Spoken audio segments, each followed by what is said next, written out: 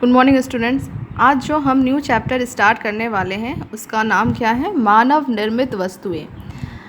नाम से ही इस चैप्टर का मतलब आपको समझ में आ गया होगा कि इस चैप्टर में हम ऐसी वस्तुओं के बारे में पढ़ने वाले हैं जो किसने बनाई हैं, जिनका निर्माण मानव के द्वारा किया गया है।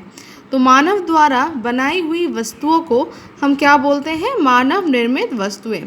जैसे कि यहाँ पे चित्र में आपको कुछ वस्तुएं दिखाई दे रही होंगी, जिसमें ये गिलास, ये क्या है? ये मानव निर्मित वस्तु है। पंखा किसने बनाया है? मानव ने बनाया है। टेबल कौन बनाता है? ये भी मानव ही बनाता है। इस तरह से यहाँ पे साइकिल है, कप है, और जो कपड़े जो हम पहने रहते हैं उन सबको कौन बनाता है? तो उन सबको मनुष्य ही तैयार करता है।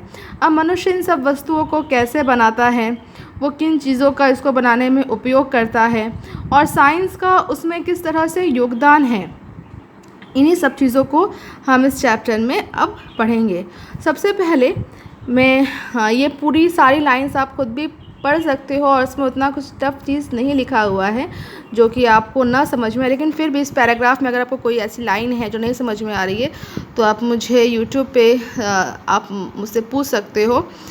फिलहाल आज मैं आपको बताने वाली हूँ कि मानव निर्मित वस्तुएं और प्राकृतिक वस्तुओं में क्या डिफरेंस होता है। जैसे मानव निर्मित वस्तुएं क्या होती हैं, मैंने आपको पहले ही बता दिया कि ऐसी वस्तुएं जिसका निर्माण मनुष्यों के द्वारा किया जाता है मानव निर्मित वस्तुएं कहलाती हैं। प्राकृतिक वस्तुएं जो प्रकृति हमें प्रदान करती है, जैसे जीव जंतु, पेड़ पौधे, मिट्टी, खनिज, ये सब क्या है? प्रकृति प्रदत्त है। तो इन सब को हम क्या बोलते हैं? प्राकृतिक वस्तुएं। अच्छा, एक बहुत इम्पॉर्टेंट बात यहाँ पे और मैं आपको बताना चाहूँगी कि जो मानव निर्मित जितनी भी सारी वस्तुएं जो आपको अपने चारों ओर दिख रही हैं, जिसका आप उपयोग कर रहे हो, ये सब मनुष्य किसके द्वारा बनाता है? तो ये सब मनुष्य प्राकृतिक वस्तुओं के द्वारा ही बनाता है। तो आज के लिए इस चैप्टर में केवल इतना ही। ठीक, अब मैं आपको कुछ आपके जो डाउट पूछे गए थे उन डाउट को मैं आपको यहाँ पे क्लियर कर देना चाहती हूँ। जैसे आप लोगों ने पूछा था कि ये जो फोर्थ है ना क्वेश्चन, निम्नलिखित प्रश्नों के उत्तर एक शब्द में दीजिए। तो आप लोगों ने बोला था कि यहाँ पे पेंसिल से क्या लिखा हुआ है समझ में नहीं आ रहा है, तो मैं इन सब के आंसर एक बार पढ़ देती हूँ। पहला क्वेश्चन क्या है? राष्ट्रीय अनुसंधान समिति का गठन कब हुआ? तो ये हुआ था 1962 में। ठीक है, 1962 में। प्रक्षेपास्त्र विकास कार्यक्रम के अंतर्गत किसका प्रक्षेपण किया जाता है? प्रक्षेपास्त्र क्या होते हैं? मिसाइल्स होते हैं। तो इसका मतलब हम किसका प्रक्षेपण करते हैं, मतलब किसको छोड़ते हैं मिसाइल्स के अंतर्गत? तो अब मैंने आपको पढ़ाया था ना, बैलिस्टिक मिसाइल होती हैं, क्रूज़ मिसाइल होती हैं। तो यहाँ पे केवल मैंने लिखा है बैलिस्टिक प्रक्षेपास्त्र को छोड़ा जाता है, आकाश मिसाइल को छोड़ा जाता है, ब्रह्मोस मिसाइल को छोड़ा जाता है। तो इन सब का क्या किया जाता है? प्रक्षेपण किया जाता है। तो यहाँ पे लिखा हुआ है बैलिस्टिक प्रक्षेपास्त्र, आकाश मिसाइल, ब्रह्मोस मिसाइल। ठीक, फिर तीसरा क्वेश्चन है 20वीं सदी के सर्वाधिक सफल ऊर्जा के स्रोत क्या हैं? तो सर्वाधिक सफल ऊर्जा के स्रोत हैं 20वीं सदी के। तो जो सबसे सफल ऊर्जा के स्रोत हैं, तो इसका राइट आंसर क्या हो जाएगा? अनवीकरणीय ऊर्जा के स्रोत। देखो यहाँ पे 20वीं सदी के सर्वाधिक सफल ऊर्जा के स्रोत क्या थे पूछा है। ठीक है, और अभी हम 21st सेंचुरी में है ना, तो 20वीं सदी के जो सफल ऊर्जा के स्रोत थे वो अनवीकरणीय ऊर्जा के स्रोत थे। इसके अंतर्गत क्या आ जाते हैं? डीजल, पेट्रोल, कोयला, जिसको जीवाश्म ईंधन भी बोलते हैं, वो सारे 20वीं सदी के सफल ऊर्जा के स्रोत थे।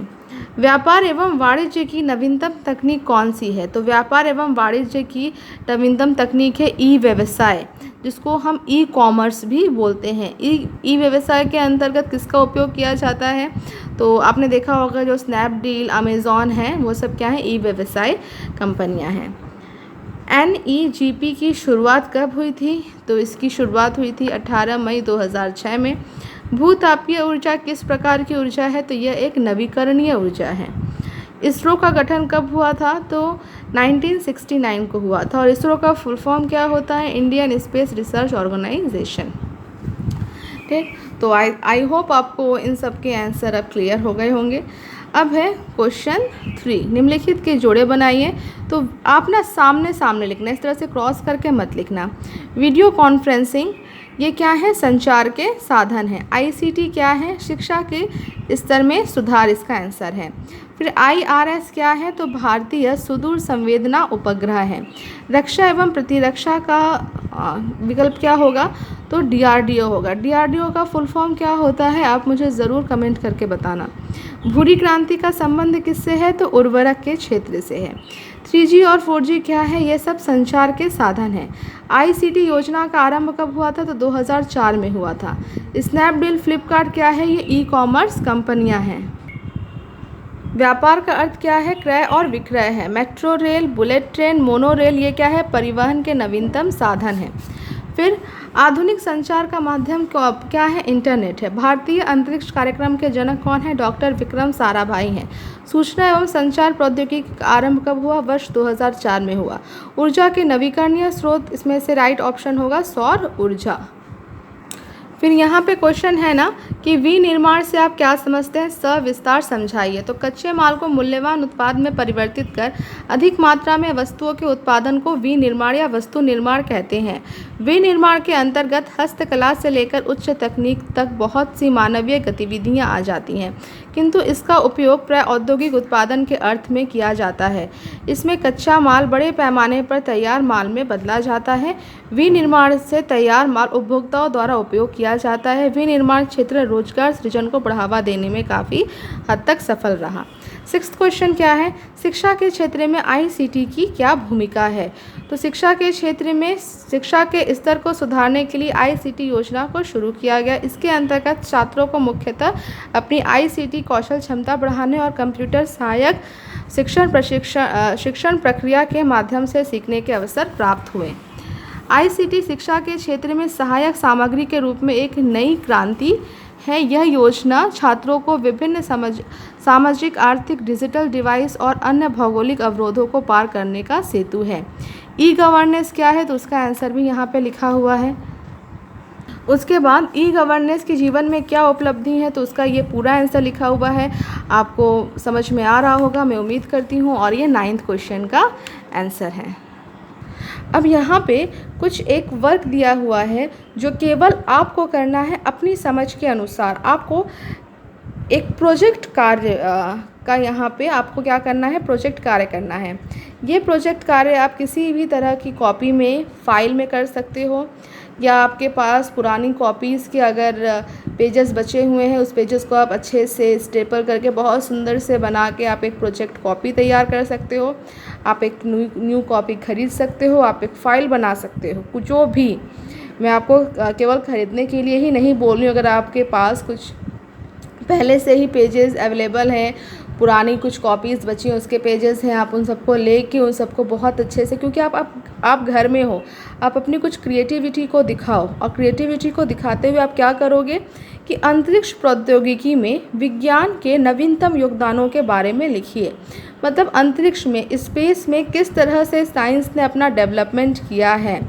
अंतरिक्ष प्रौद्योगिकी की मतलब इसरो के द्वारा किस तरह से कौन कौन से सैटेलाइट लॉन्च किए गए हैं। सैटेलाइट का जो संरचना, मतलब इसमें आप मतलब सैटेलाइट की पूरी आपको संरचना बनानी है। आप इंटरनेट से भी फ़ोटो को निकाल सकते हो, या देख के भी आप स्केच करके बना सकते हो। और फिर पृथ्वी को बनाओ, किस तरह से मंगल मिशन हुआ था, चंद्रयान 1, चंद्रयान 2 के बारे में आप लिखो। और जितना भी आप नॉलेज अपना, जितनी भी जानकारियाँ इकट्ठा कर सकते हो, उन सब चीज़ों को इकट्ठा करके लिखो। तो ये काम आपको करना है, ठीक है। जब भी स्कूल खुलेगा तो मैं आपका प्रोजेक्ट कार्य ज़रूर देखूँगी कि आपने अपने प्रोजेक्ट कार्य में किस तरह से इसको किया है। टेंशन नहीं लेना है, बहुत आराम से पढ़ाई आपको करते रहना है, ठीक है। और कुछ भी अगर आपको डाउट हो, ना समझ में आए, तो आप YouTube पर पूछ सकते हो। बहुत सारे बच्चे WhatsApp पर भी पूछते हैं, तो और आप स्कूल के ऐप पर भी पूछ सकते हो, जिसमें आपको सुविधा मिले उस क्षेत्र का आप यूज़ में, मतलब उस टेक्नोलॉजी को आप यूज़ कर सकते हो। Thank you.